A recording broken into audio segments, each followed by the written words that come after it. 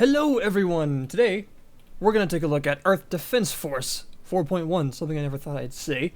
Earth Defense Force is a series that's been around for quite a while, and most of them haven't made it to the West. And none of them have made it to PC. But the developer Sandlot has decided that they wanted to release one on PC, and they have chosen the newest one, which is this one, 4.1, which is a sort of HD re-release of an earlier title by the name of Earth Defense Force 2025. And, well, if you don't know Sandlot, I don't really blame you, because, as I mentioned, most of their games, not only in the Earth Defense Force series, but just any of their games in general, don't actually make it to Western markets. Most of them stay in Japan, which is kind of unfortunate, because pretty much all of the stuff they make is wonderful, and really cheesy, and really kind of campy and strange. But they do it really well. Basically, they're known for making these kind of either kaiju-themed or, like, Japanese monster B-movie style games, and they do it really, really well. That's pretty much all they do, and they're really good at it. So let's jump into this one. You'll use a keyboard and mouse, don't tell me what to do. And it's been really a long time, actually, before this, since I've actually played an EDF game, but to actually see a proper one on PC is kind of amazing. So, as you can see here, it actually has a split-screen versus mode. You can play on the same PC with two people in split screen, which is awesome, because that's not something that is in a lot of PC games. You can also play online co-op with up to 4 players, also great. And you can play solo. Or you can actually play split screen in the campaign as well. But I'm going to play solo because I have no friends. So, the mission mode is kind of the main meat of the game, and it's pretty huge, as you can see here. There's a lot of missions, and this isn't all of them. There are, I believe, 89 missions. Spoilers, there are dragons. And 89 in the single player and 98, I believe, on the online. That's a lot of missions, and I think there are also like 2 packages of DLC missions that they're working on bringing to the PC version as well, but they're not here at the time of recording. So, yeah, this game was previously released, the 4.1 version, on PS4, and this is basically a port of the PS4 version, with a couple of enhancements. So we'll be talking a little bit about the port and how good it is, and just a bit about EDF if you've never played an EDF game before.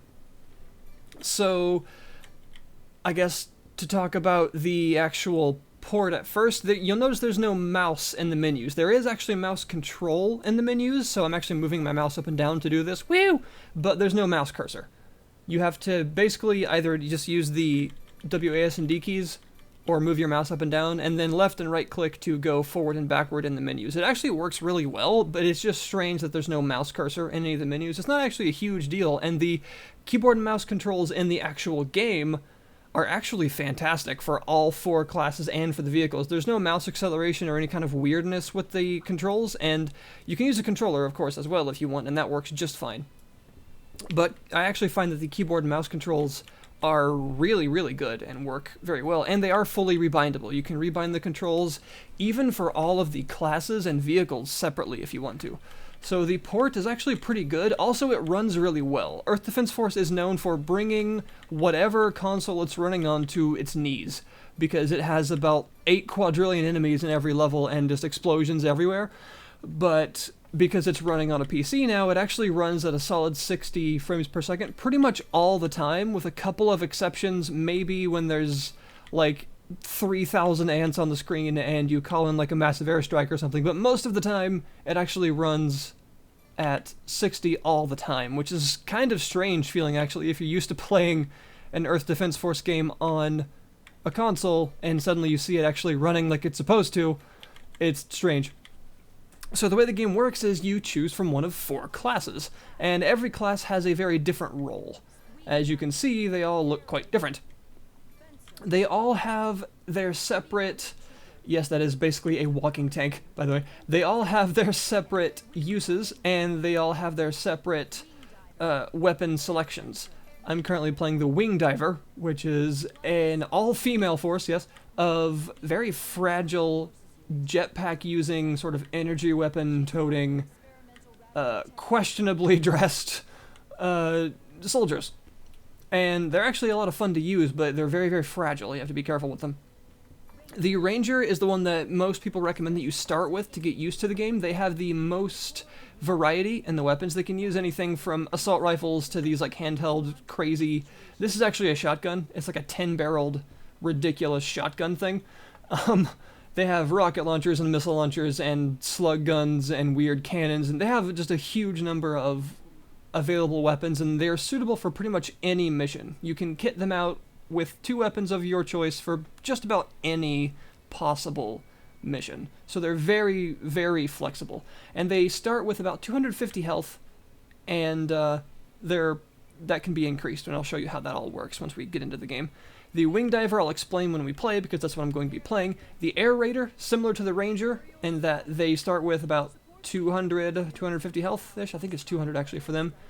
They tend to use more engineer-y, support-y weapons. They're very much a support class. That's actually a grenade launcher, sort of sticky explosives launcher. They can call in airstrikes, giant orbital beam cannons. They can call in vehicles as well. They can call in tanks, APCs, giant mechs, spider tanks, all sorts of things. And then you have the Fencer, who is a soldier in power armor, very tanky. They start with like 450 health or something like that. And they also gain health the fastest out of all the classes. They can have 4 weapons. They dual wield weapons, as you can see. So they have 2 sets of 2. In this case, he's equipped with 2 Gatling guns, because why not?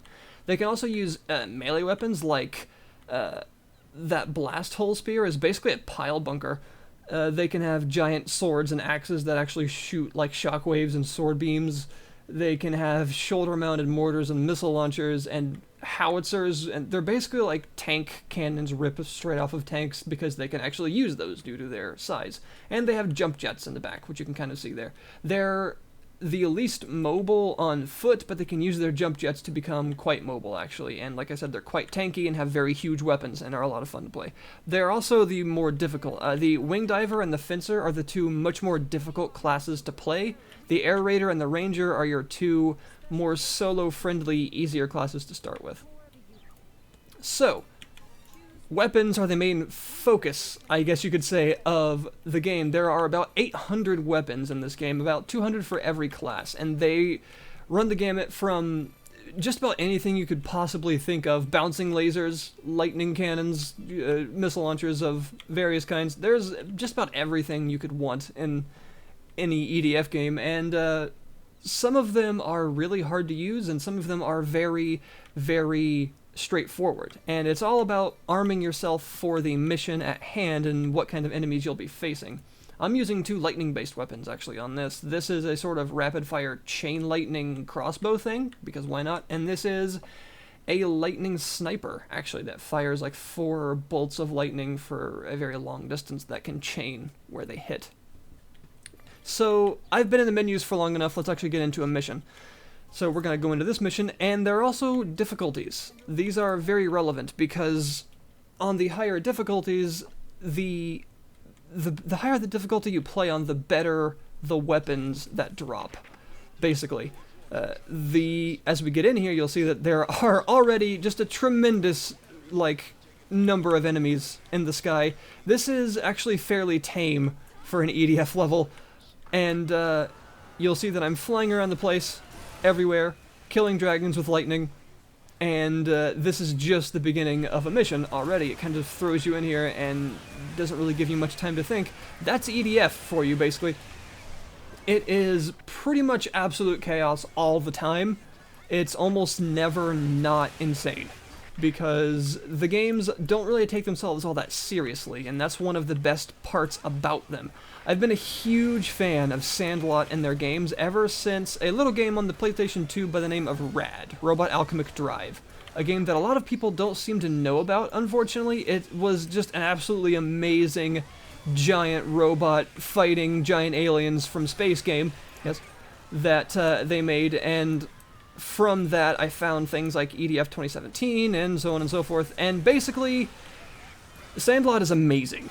They do one thing, sort of kaiju B-movie games, and they do it better than any other dev on the scene, essentially. And seeing their games come to PC is probably the best thing to ever happen in the universe. So I'm very glad to actually have Earth Defense Force on PC where it runs really well and where I can actually play it. Because I've never played this version of the game, not having a PS4, and it's really good. So you may notice that graphically the game is a little bit outdated looking, first of all. That's because EDF, and really Sandlot games in general, often have somewhat behind the curve. They're often a little bit behind the curve in terms of visual fidelity. Their graphics are not super top of the line. And they never really have been. Because most of the time they don't focus on graphical fidelity, they focus on color. As you can see, the game is actually very colorful and has a certain kind of animated style to it. And it focuses on a lot of particle effects and very large scale. As you can see, the enemies are quite large, and this is nothing really, and the city that you're in is also huge. You can go throughout this entire city on this level. This is just one level. There are lots of levels, and they're all quite large. The levels are actually open, they are not very confined, and you can go throughout the entire thing. The EDF games very much focus on scale, on number of enemies, and on color, and that does come at the expense of, like, intense graphical fidelity, so the games do not look, like, extremely fancy. But if you can get over the fact that they don't look, you know, massively impressive in terms of their graphical fidelity, then I think you'll find that the art style and the sheer scale of what you're actually dealing with is actually pretty impressive. So, some of you on PC may be familiar with a game by the name of Earth Defense Force Insect Armageddon, which was a different game, basically, and a lot of people did not like that game. And unfortunately, that is kind of the face of Earth Defense Force on PC, because that's the only EDF game we've ever had on PC. That game was actually not developed by Sandlot. That was developed by a Western developer, a completely different development studio than Sandlot. And that game is considered kind of a red-headed stepchild in the line of Earth Defense Force games. It is very different than other EDF games. It doesn't do things the same way as other EDF games. It's a lot smaller scale. It's not really focused on the same things. And overall, it feels a lot different, and it isn't really as enjoyable an experience because of a lot of the changes that were made. So if the only things you know about EDF come from Insect Armageddon, then forget everything you know about EDF, basically, because that is not a very good representation. That is actually, by the developers, that game is considered a spin-off. It's not part of the main series of Earth Defense Force, whereas this is.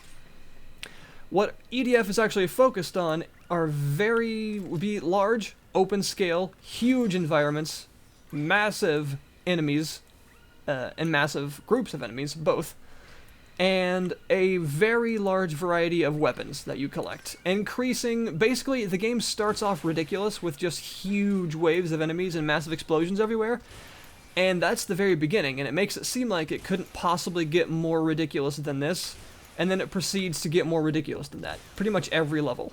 And it's just this increasing scale of constant, overarching, like, how much bigger can we make this game, and it continuously gets bigger and more ridiculous as you go.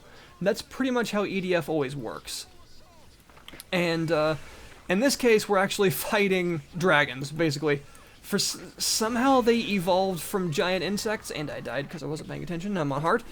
But it's best not to ask, you know, how that happened.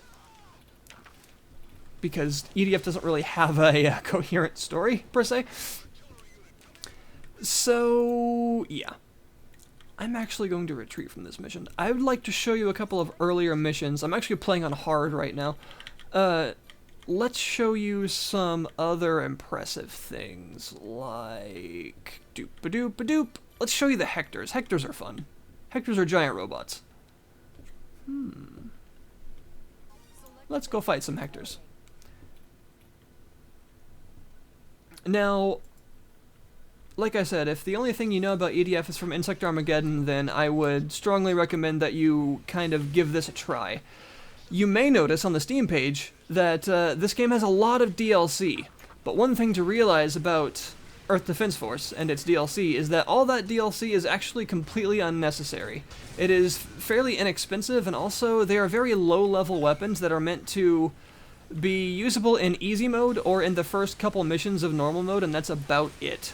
They are not strong weapons at all, so if you're expecting those to be like massively overpowered weapons that you can pay for that will like beat the game for you, they are not. They're like level 2 weapons that are just kind of a little bit of fun to use until you get things better. The games are so ridiculous that those weapons, although they may seem cool, are actually a tiny fraction of the power that you will actually be obtaining through the game proper, and are not at all overpowered or necessary to actually play the game. So you don't need the DLC. The game itself is priced at $50, which is a little steep, I understand, but it actually is $35 right now because of the launch discount, which is a pretty fair price, I would say. I would actually say that $50 isn't an absurd price for a game like this, and the reason is people tend to get like hundreds of hours of playtime out of EDF games, and that's not an exaggeration. That's very normal for Earth Defense Force. People play these for a very long time because there are dozens of missions, each of which can be played in the 5 difficulties, and they do change.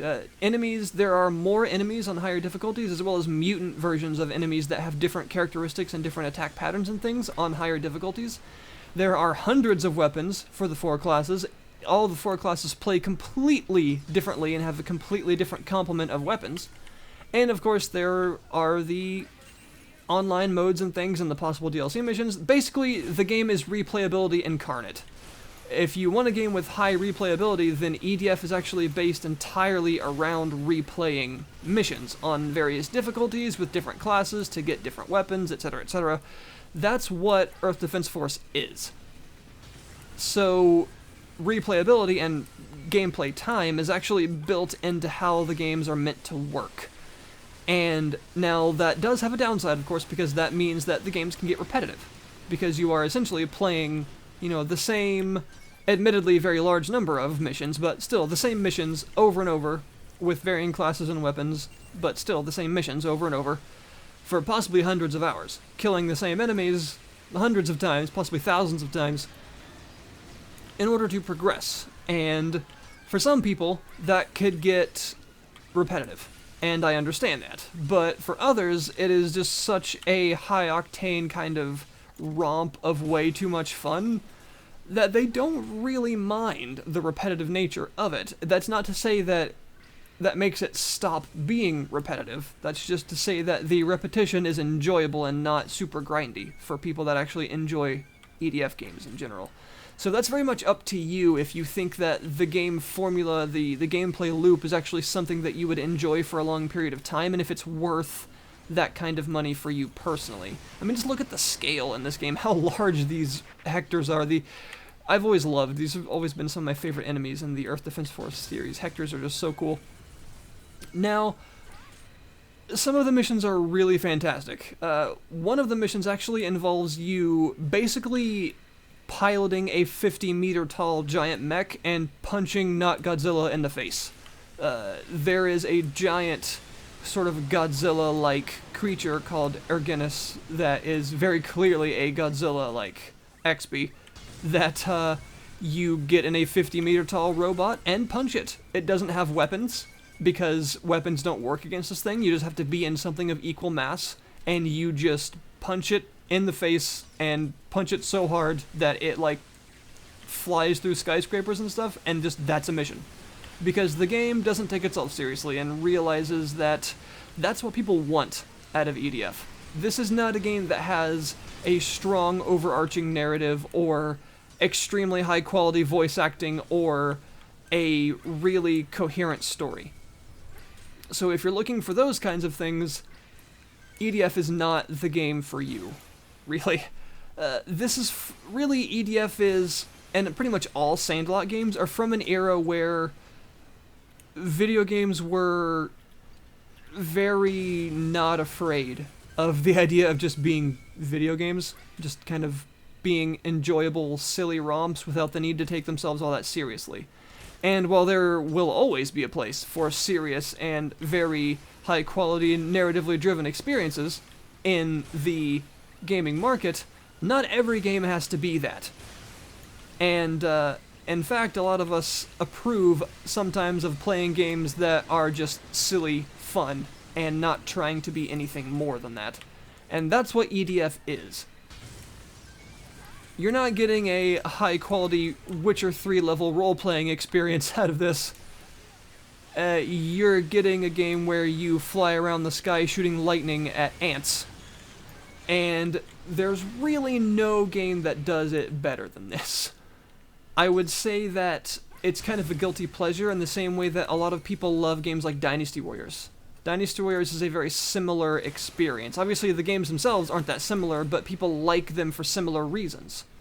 You cut through giant swathes of enemies, grinding out weapons for your favorite characters, or in this case, classes, to cut through bigger swathes of enemies and do it all over again in more impressive and ridiculous ways. That's Dynasty Warriors, essentially. That's Earth Defense Force. And it has cheesy, campy voice acting. I would say that it's not that the voice acting is bad, it's that it's deliberately cheesy and kind of B-movie-ish. The lines are written in a deliberately silly way, and they're delivered in a very funny, like, kind of B-movie, low-quality acting way. So it's not that the voice acting is by people that have never voice acted before. In fact, you'll actually recognize a lot of the voice actors in this game from anime and things like that. It's that they're deliberately delivered in a cheesy, like, oh no, it's Godzilla, kind of stereotypical Japanese B-movie way. That's basically what they do. Laser chainsaw, what? Yes, I want that. What's a laser chainsaw? So this is what EDF is about, basically. Let's see. And now that I got some new weapons, I'm going to look at them. Let's see. I believe I got something called a laser chainsaw. That is a chainsaw. A special laser weapon that fires vertical beams at an ever-changing angle, allowing you to attack aerial and ground enemies at the same time. It's like a gigantic sword appearing out of thin air right before your eyes. Yes, equip that. And I think just to kind of end out the video, while I talk about a couple of other things about the game, I'm going to use silly weapons on purpose, like a laser chainsaw. What else did I get in that mission? So, another, I guess something to talk about would be the actual mechanics of the game. Armor is important, your health gauge. When you kill enemies, you'll notice that some of them tend to drop those big boxes on the ground. The red boxes are armor, but one box does not equal one armor. It is highly dependent on what class you're playing. As I mentioned, the Wing Diver is the class I'm playing right now, is very, very fragile. And she only starts with 150 armor at the beginning of the game, which is very little. And it actually takes 4, roughly, of those armor boxes for her to get 1 maximum health permanently. Whoa, that's kind of crazy. So I'm meant to, like, fly over these guys and, like, just chainsaw them from the air, yeah? Holy crap. Okay, I like this thing. I like this thing a lot. And the Ranger and Air Raider classes both start with about 250. This is very effective. And the, oh god! They each take about 3 of those armor crates in order to gain 1 maximum health. And the Fencer starts with about 450 health, and he takes only 2 of those armor crates to gain 1 health. So that's how the actual sort of character progression mechanics work. Oh god, I've been grabbed! Chainsaw it! Yeah! And also the weapon crates that you pick up will always be a weapon that you can use. In other words, they're always a weapon for the class you're currently playing when you pick them up. So all these weapons that I'm picking up right now will be for the Wing Diver, the class I'm playing right now. And the weapons have a level, which is basically indicative of their average level of power, more or less. Duplicate weapons you pick up don't do anything. They're just bad luck, basically. So picking up multiple of the same weapon doesn't, like, level it up or anything. There aren't any RPG mechanics, really, in this game, as opposed to Insect Armageddon, which did have them. Mainline EDF games do not. Laser chainsaw! This thing is awesome.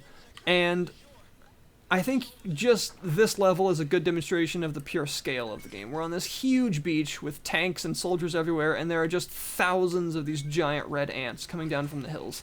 And it's kind of incredible. Now imagine this with 3 other friends, and you get a very good indication of why these games are so enjoyable.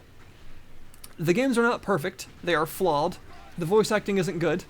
It's cheesy and amazing, but it's not high quality. Deliberately so. The story is nearly non-existent and very silly. It's kind of an excuse plot to just give you an excuse to go kill tons of giant insects and giant robots, which really, what else do you need? The graphics are behind the curve in terms of their fidelity. And there are bugs, there are occasional glitches because you can have things like falling through the world when you get grabbed and stuff like that. Well, that seems very powerful if you actually get it in the air where it's supposed to be, but I failed that miserably. It's not that the game is heavily flawed and really, really buggy. I've only ever been thrown through the world once, but it does happen. I've never had it crash or anything like that, and like I said, the performance is actually rock solid. Even right now, when there are this many enemies and friendly NPCs and explosions and bullets and lasers and everything on screen, I'm still not dropping below 60 frames per second. So that's good. It's also a remarkably small download. It's only like 5 or 6 gigs. That's it. I don't know how they manage that, some sort of like Japanese wizardry, but it is only like 6 gigabytes. Oh god. But it's a worthwhile experience. I realize that the $50 price tag may ward some people off and also may make it more difficult to convince your friends to buy it and play with you, which they should do.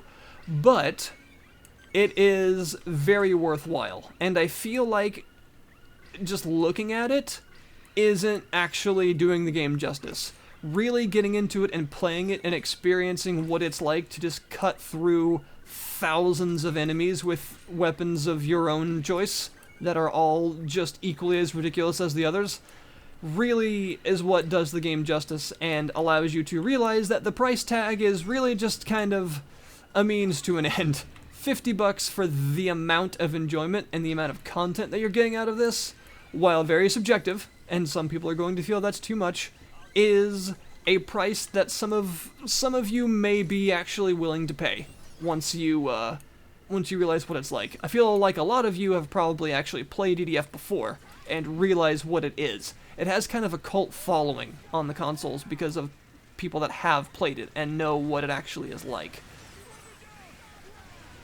Oh, it's kind of short range. That's a tough weapon to use. You've got to really get it at the right range for it to be oh god!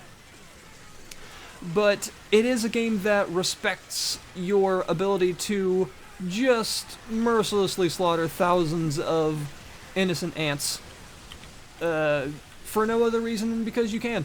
And really, what more do you want out of your video games? So this is Earth Defense Force 4.1, available right now on Steam for the price of $35 until the sale runs out, which I believe is in a couple of days, and then it will be $50. So decide for yourself if that is a price you are willing to pay for a ridiculously enjoyable romp through mildly well-recreated Tokyo and Japanese prefectures where you can level entire cities just to kill a spider on your wall.